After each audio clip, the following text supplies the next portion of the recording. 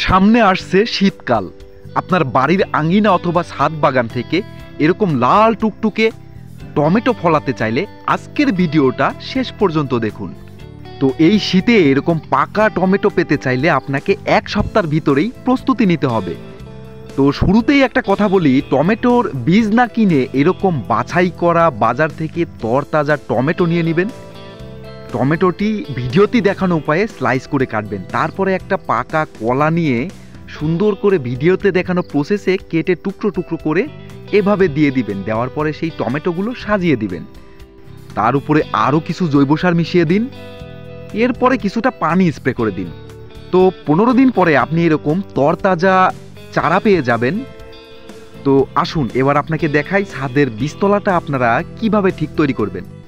তো এরকম 50 থেকে 60 কেজি মাটি ধরে এইরকম বস্তা প্লাস্টিকের নেওয়ার পরে এরপরে পর্যাপ্ত জৈব সার মিশ্রিত মাটি ঢুকাবেন। মনে রাখবেন মাটি হবে 3 ভাগের 1 ভাগ ধানের চিটা আর বাকি 3 ভাগ জৈব সার মিশ্রিত মাটি। তো ব্যাগ প্রস্তুতি হয়ে গেলে এভাবে ভিডিওতে দেখানো সিস্টেমে আপনার বস্তায় 2 থেকে 3টি টুকরো করে কেটে নিন।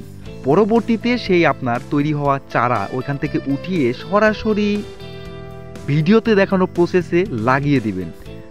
একটা বস্তার থেকে আরেকটা বস্তা লম্বালম্বি রাখলে খুব ভালো হয়, পাশাপাশিও রাখতে পারেন, তবে এর জন্য পর্যাপ্ত জায়গা রাখতে হবে। তো পরবর্তী ধাপে তেমন কোনো কাজ নাই, শুধু পরবর্তী 1 মাস নিয়মিত পানি দিয়ে যাবেন।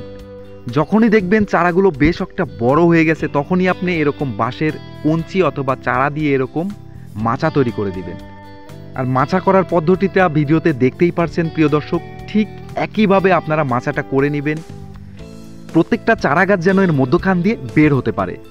প্রতিদিন 2 বেলা পানি দেওয়ার পাশাপাশি ভালো ফলন পেতে চাইলে, বিশেষ করে আপনি যদি চান ফলন আরও ভালো হোক, মিষ্টপুষ্ট হোক টমেটোগুলো, তাহলে ভিডিওতে দেখানো প্রসেসে বস্তার সাইডে এইভাবে কেটে নেবেন। কেটে নেওয়ার পরে মাঝে মধ্যেই কলা কেটে কলাটা ঢুকিয়ে দিবেন, কারণ কলাতে রয়েছে প্রচুর পটাশিয়াম।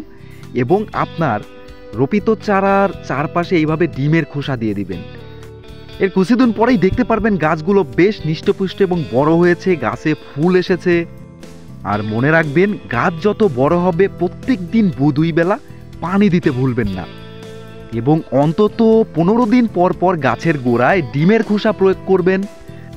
যেই স্থানটিতে কলা দিয়েছেন সেই স্থানটিতে মাঝে মধ্যে এরকম কলা কেটে ঢুকিয়ে দিবেন। প্রিয় দর্শক, 2 মাস পরে আপনার বাড়ির ছাদ অথবা আঙ্গিনায় দেখতে পাবেন তরতাজা গ্রিন টমেটো। তো এই গ্রিন কালারের টমেটো যদি আপনি চান এই অবস্থাও খেতে পারবেন, সেটা তো প্রসেস আপনারা জেনেই থাকবেন। আর যদি আরও 20টা দিন অপেক্ষা করেন টকটকে পাকা টমেটো আপনি পেয়ে যাবেন। দৈনন্দিন প্রয়োজন অনুযায়ী রান্নার কাজে ব্যবহার করতে পারেন। বিশ্বাস করুন, নিজের কঠোর পরিশ্রম ধৈর্যের বিনিময়ে পাওয়া ফল উপভোগ করার মজাই অন্যরকম। ছাদ বাগান যে আপনার শুধু সবজি কেনা থেকেই বাঁচাবে তা নয় দর্শক, এটা আপনাকে মানসিক প্রশান্তি দেয়। সবুজের সাথে মিলেমিশে মানুষ যখন চাষের সঙ্গে জড়িত থাকে, ডায়াবেটিস, হৃদরোগ, হাই ব্লাড প্রেশার এরকম বিভিন্ন জটিল রোগ থেকে শুরু করে 8 থেকে 10টি রোগ প্রতিরোধে সহায়তা করে। এতক্ষণ যারা ভিডিওটা দেখছিলেন, যদি তথ্যগুলো ভালো লাগে, যদি ইনফরমেটিভ মনে হয়, পেজটা ফলো করে রাখবেন, আমাকে উৎসাহিত করবেন। ভিডিওটাতে লাইক দিয়ে কমেন্টে আপনাদের মূল্যবান মতামত জানাবেন, ভিডিওটা শেয়ার করে দিবেন। ধন্যবাদ প্রিয় দর্শক।